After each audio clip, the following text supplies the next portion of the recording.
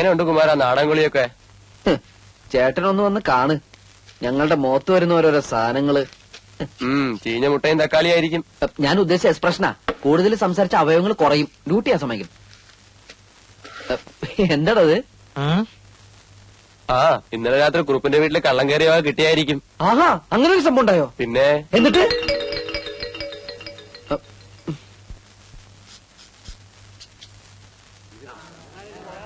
അബ്ദുക്ക police.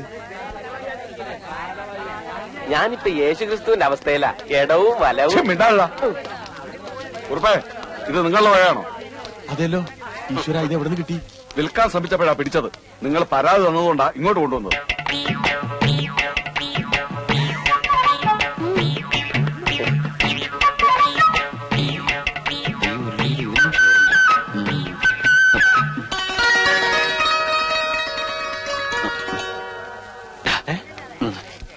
അതെ, എല്ലാവരും ഇപ്പൊ ഇവിടെ ശ്രദ്ധിച്ചിട്ടല്ലേ. ഞാൻ ലക്ഷ്മിയായിട്ട് ഒന്ന് സംസാരിച്ചിട്ട് വരാം. അയ്യടാ, അത് പള്ളിയിൽ പോയി പറഞ്ഞാ മതി. ഇന്നലെ കിട്ടിയവന്റെ ഹാങ് ഓവർ മാറിയിട്ടില്ല. എടാ, ഈ നാട്ടിൽ വേറെ ആരോടെ എനിക്ക് കൂട്ടാനായിട്ടുള്ളത്? പ്ലീസ്. കുമാരൻ, ഈ തെണ്ടിത്തരത്തിന് കൂട്ടിക്കില്ലാട്ടോ ഞാൻ. ഇതെന്റെ ലാസ്റ്റ് തപ്പറ. അങ്ങനെ ഒരു സാധനം ഉണ്ട്. ഓ ആയിക്കോട്ടെ. പിന്നെ ആരെങ്കിലും ശ്രദ്ധിക്കണമെങ്കിൽ ഒന്ന് വിസിലടിച്ചാ മതി. ഓക്കെ, ഞാൻ ഏറ്റു. ആരെങ്കിലും ശ്രദ്ധിച്ചാ മാത്രം.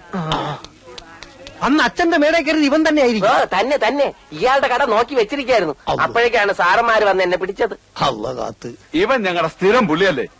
എല്ലാവരും കണ്ടു കഴിഞ്ഞല്ലോ.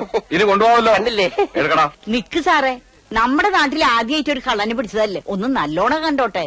ശരിയാ, ഞാനും കള്ളൻ പറഞ്ഞേക്കാന്നല്ലാതെ ഒരു കള്ളനെ ജീവനോടെ നേരിട്ടാണ് ഇന്ന് ആദ്യമായിട്ടാ. അത് കണ്ണാടി നോക്കാഞ്ഞിട്ടാ. മിണ്ടലടാ പന്നി. സാറേ, ഒരു ചായ കുടിച്ചിട്ടോ? അവര് വേണ്ട, ചായ ഒന്നും കുടിക്കണ്ട. എനിക്ക് തിരക്കൊന്നുമില്ല സാർ. ഇന്നലെ രാത്രി ശരിക്കും പേടിച്ചല്ലേ. ഞാൻ ഇന്നും വരും. അച്ഛനെങ്ങാനും അറിഞ്ഞ? ഓ, പിന്നെ നിന്റെ ഒരു അച്ഛനെങ്ങനെ പിടിച്ചിട്ട് ഈ കത്തി കൊണ്ട് ഇങ്ങനെ അരിഞ്ഞ. ഓടിക്കോ ഓടിക്കോ. നമ്മളെ പാപ്പച്ചനാണല്ലോ. പാപ്പച്ചൻ നിർത്തിയാനെ. പാപ്പച്ച, എന്റെ പൊന്നു മോനെ, നിനക്ക് എന്തു പറ്റിയടാ?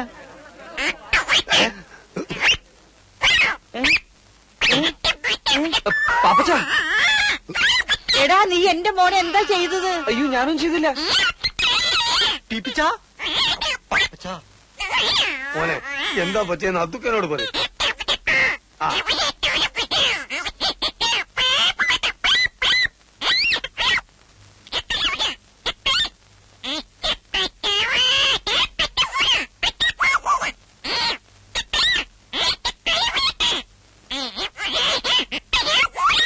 എനിക്കൊന്നും മനസ്സിലായി. നിങ്ങളാരും ചോദിച്ചു എന്ത് പാപ്പച്ച? എന്ത്?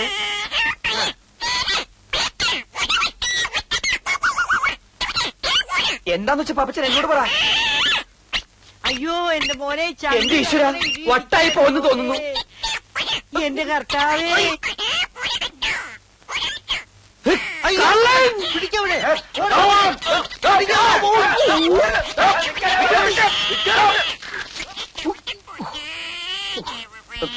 കരയണ്ടാട്ടാ, ശരിയാക്കി തരാം. എന്താ ചെയ്യാ?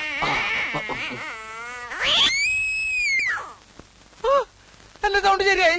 അമ്മേ, വളരെ വേറെ.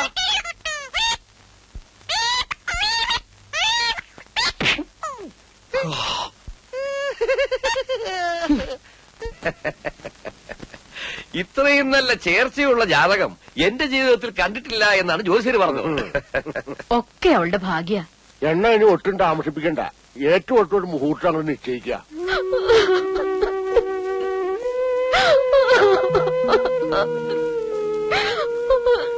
നീ എന്താ മോളെ പറയുന്നേ? എനിക്കിപ്പോ കല്യാണം വേണ്ടമ്മ. എനിക്കിനി പഠിക്കണം. പഠിച്ചതൊക്കെ മതി അച്ഛനിപ്പോ പറഞ്ഞില്ലേ? എനിക്കിനി പഠിക്കണം. വെറുതെ അച്ഛനോട് വാശി പഠിപ്പിക്കണ്ട. അച്ഛന്റെ സ്വഭാവം നിനക്കറിയാലോ. എന്താ ഇവിടെ? കരയല്ലേ? അവക്കിപ്പോ കല്യാണം വേണ്ടത്രേ, ഇനിയും പഠിക്കണമെന്ന്. ഓ, പഠിച്ചിനി വലിയ കളക്ടറാവാൻ പോവല്ലേ? ദേ, ഇത്രയും നല്ല കാര്യം നിന്റെ ജീവിതത്തിൽ ഇനി ഉണ്ടാവില്ല. ഒക്കെ ഞങ്ങൾ നിശ്ചയിച്ചു കഴിഞ്ഞു. ഇനി പറയണ അനുസരിച്ചാ മതി. ഇല്ല, ഞാൻ സമ്മതിക്കില്ല. തർക്കത്തരം പറഞ്ഞാലല്ല കൊന്നുകളെ ഞാൻ ശരി. നിന്റെ സമ്മതം ഇവിടെ ആക്കുവനോടി വിളച്ചിലെടുത്താണല്ലോ. നീ ഞാൻ അരിഞ്ഞുകളയും. സത്യം, നീ ഒരൊറ്റ ഇവിടെ ചീത്തയാക്കണത്.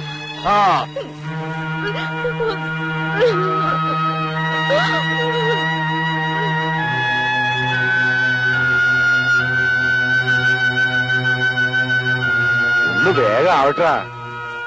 നല്ല ഒന്നാന്തരം തറവാടാ. ഇട്ടുകൂടാൻ ആവശ്യത്തിന് പണം ഒക്കെ അവളുടെ ഭാഗ്യ. അത് പിന്നെ അങ്ങനെയല്ലേ വരൂ. തറവാടും തമ്മിലല്ലേ ചേരൂ. ഇനി 3 ദിവസമല്ലേ ഉള്ളൂ കല്യാണത്തിന്. അതാണ് പ്രശ്നം. 100 കൂട്ടക്കാരെങ്കിൽ ചെയ്തു തീർക്കാനുണ്ട്. കുറിയൊക്കെ അടിച്ചു കിട്ടി. കുറച്ച് കുറി നിന്നെ ഏൽപ്പിക്കാം. അതെല്ലായിടത്തുനിന്ന് എത്തിക്കണേ. നിന്റെ പേരിൽ ഒരെണ്ണം എഴുതിയെടുത്തോ. അല്ലെങ്കിൽ വേണ്ട, വെറുതെ എന്തിനാ ഒരു കാർഡ് കളയണേ. പിന്നെ 1-2 ദിവസം മുമ്പ് തന്നെ നീ അങ്ങ് പോരെ. ഒരൊറ്റ പണിക്കാരെ കിട്ടാനില്ല. പണിക്ക് ആള് വേണേ. പിന്നെ ഇതെവിടെ നോക്കിട്ടാണ് ചെരക്കനെ കഴുതേ.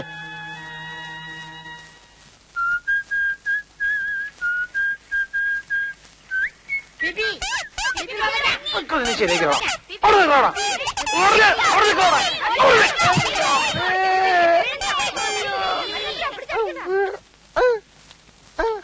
ഈ അവസ്ഥയിൽ എന്നെ ആരെങ്കിലും കണ്ട ധർമ്മം തരും. എന്ത് പറ്റി പാപ്പച്ച? എന്തു പറ്റിന്നുള്ളത് വീട്ടിൽ ചെന്ന് നോക്കിയാലേ പറയാൻ പറ്റുള്ളൂ. നമ്മുടെ കുമാരൻ അവിടെ പോയി. അവനെ നല്ല സുഖമില്ലാന്നും പറഞ്ഞ് നേരത്തെ കടടച്ചു പോയി.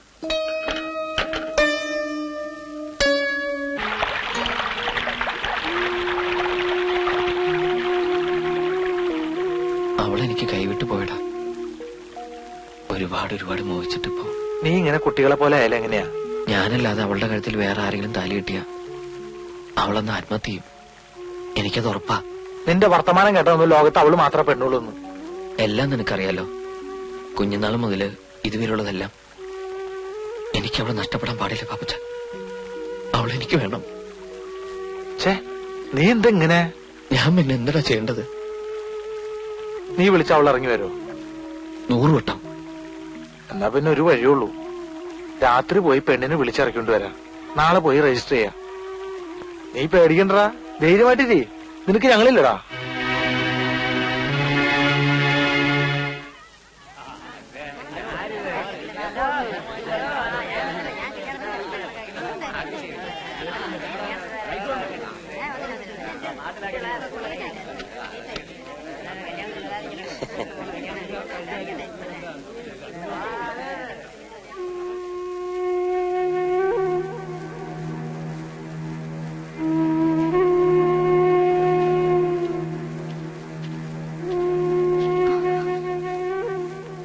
പോയി ആരെങ്കിലും ഉണ്ടോ നോക്കിട്ട് വരാം. ടാക്സിക്കാരൊക്കെ രാവിലെ തന്നെ എത്തൂലേ? ആ സമയത്ത് ബുദ്ധിമുട്ടാകരുത്. എന്നാ നീ പോയിക്കോ. പണിക്കൊരു വാർപ്പ് തന്നില്ലേ? ഇല്ല, ഞാൻ വരാം. എനിക്ക് നേരത്തെ അറിയാതെ അയാൾ തരില്ല എന്ന്. നേരിട്ട് കണ്ടു കഴിഞ്ഞാൽ പിന്നെ നിവൃത്തിയില്ലല്ലോ.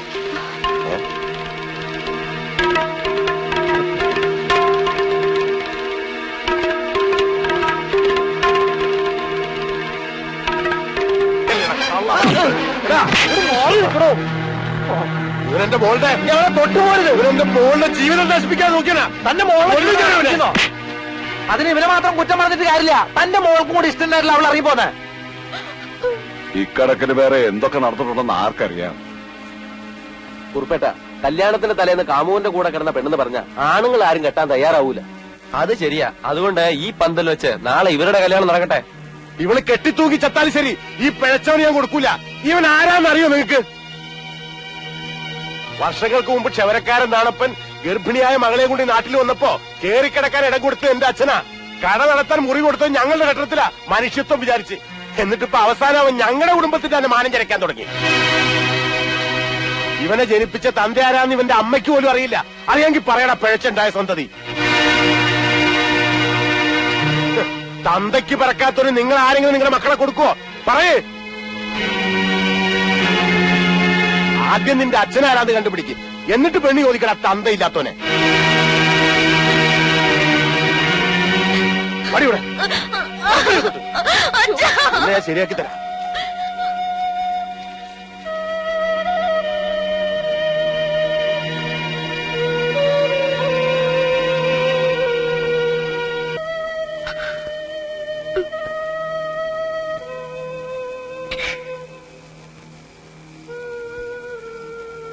പലപ്പോഴും ഞാൻ ചോദിച്ചിട്ടുണ്ട്. അപ്പോഴൊക്കെ ഒരു കരച്ചിലായിരുന്നു അമ്മയുടെ മറുപടി. പക്ഷെ ഇന്ന് ഒരു ഗ്രാമം മുഴുവൻ നോക്കി നിൽക്കുക. എന്നെ തന്നില്ലാത്തൊന്ന് വിളിച്ച് ഇതിലും ഭേദം ജനിച്ചപ്പോ തന്നെ എന്നെ കൊല്ലായിരുന്നില്ല അമ്മ. എല്ലാം എനിക്ക് നഷ്ടപ്പെട്ടിട്ടേ ഉള്ളൂ. എല്ലാം.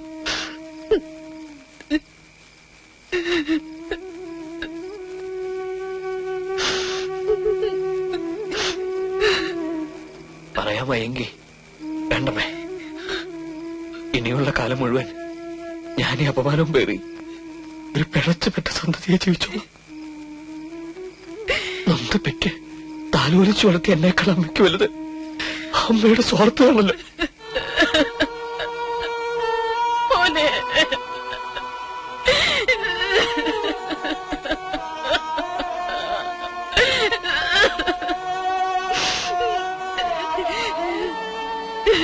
അമ്മ കരയരുത്. എനിക്ക് അച്ഛനില്ലെന്നല്ലേ ഉള്ളൂ, അമ്മയുണ്ടല്ലോ. ഞാൻ ഒരിക്കലും അമ്മ വിട്ടു പോവില്ല. മകന് പോയ ഈ ലോകത്ത് എനിക്കിന് വേറെ ആരും ഉണ്ടാവില്ല അമ്മ.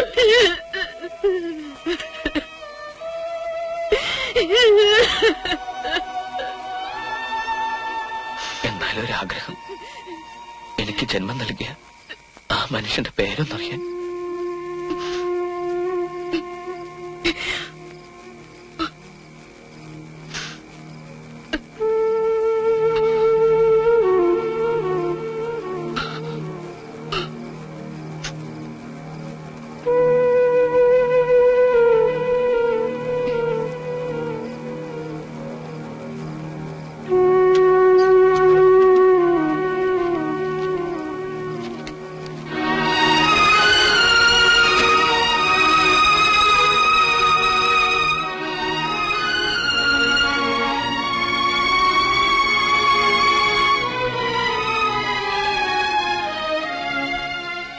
നീ നിന്റെ അച്ഛനെ അപമാനിക്കില്ലെന്ന് അമ്മയ്ക്ക് സത്യം ചെയ്തു തരണം.